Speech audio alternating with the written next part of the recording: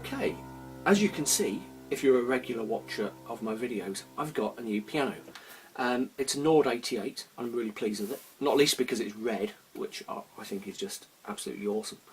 I'm not going to go into a lot of detail about it today. I'm going to make a guided tour video of it soon because it's got one or two really interesting features that are will help to make a few good general points about the way stage pianos work. I've also now got a full set of pedals, so I can talk about things like how to use the soft pedal. But I'm not going to do that today because I'm still waiting for an amp for it. It doesn't have an onboard amp or speakers. I've ordered an amp, it's a bit late in coming, it's out of stock, you know the story. So the sound you're hearing today has actually been lined directly into my computer, so if it's not quite as natural, that's probably why. It's quite a good software piano that I'm recording on, but it's not as nice as the actual onboard sounds that the Nord has, which are absolutely lovely. So anyway, I thought what I'd do today, because I didn't want to, I didn't want to stop making videos just because I was waiting for a new amp to come. I thought I'd demonstrate a quick pop piano improvisation exercise, which is really good fun and quite easy, at least in the left hand. Okay, it's one that you can play at a very simple level, or you can really go to town on because of this quite simple left hand. Let me just demonstrate it through a couple of times. Okay, here we go.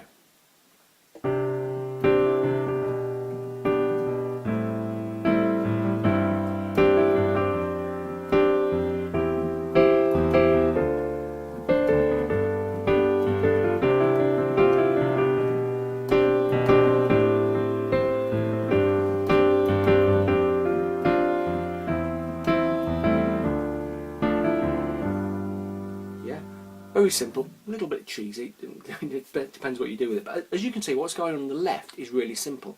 We're just going down a scale of C. Okay, but before we get to the bottom C, we come back up to the G to take us around the loop again. Okay.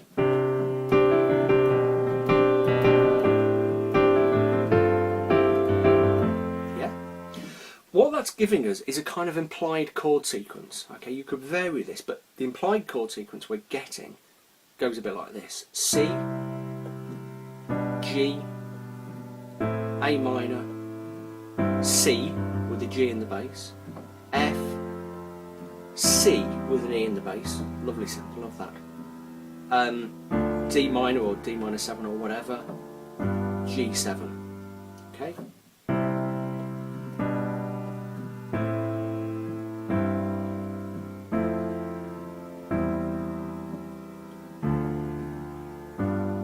That allows you to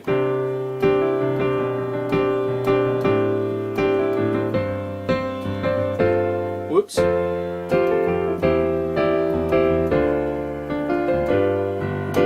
Okay, what I'm doing in the right is the usual kind of comping thing that I've talked about in the past. I'm playing the chords and playing around with them, often splitting them. I talked about split chords in my last video.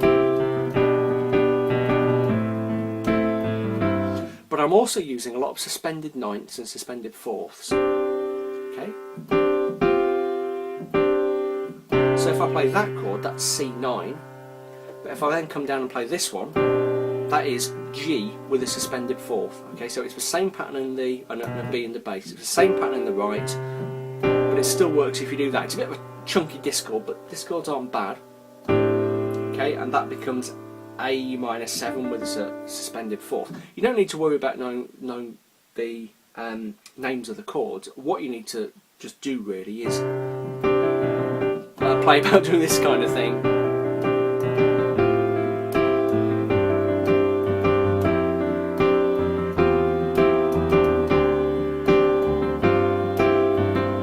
Okay, so as you can see, you can do an awful lot there without moving from that kind of position. Let me just do that again.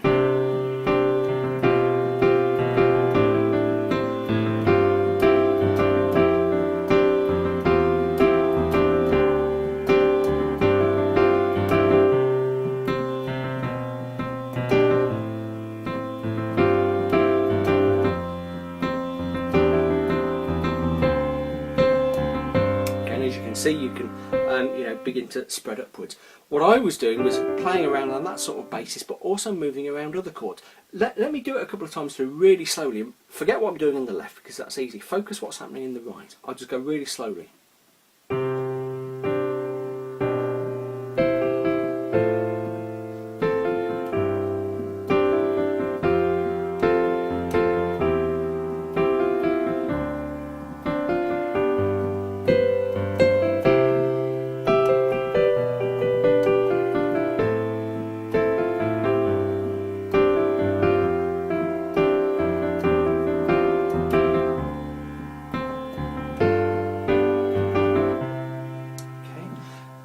Nothing terribly complicated. Usually I'm just using simple chord shapes like C, F and G, and just adding in those little ninths and fourths and passing notes. Okay, sit down, experiment, play around, and don't worry necessarily about, oh, you know, I know this is an A minor chord, therefore I need an A minor.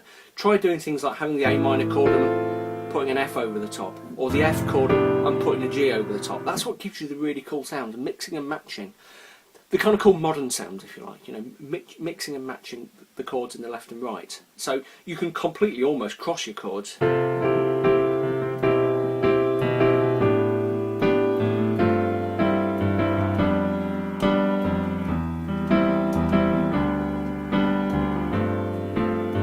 it can still sound really cool, okay? So very, very simple, very, very straightforward. Just have a go at it. If at first you're finding all of that difficult, and you know, and I know sometimes some of this can seem complicated, especially if you're just starting out, just start out playing the chords like this. Oops.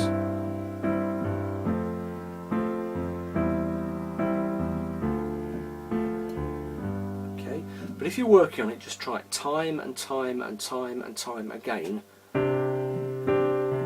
Or just this, you know. And eventually you'll find your fingers are wanting to branch out and do different things.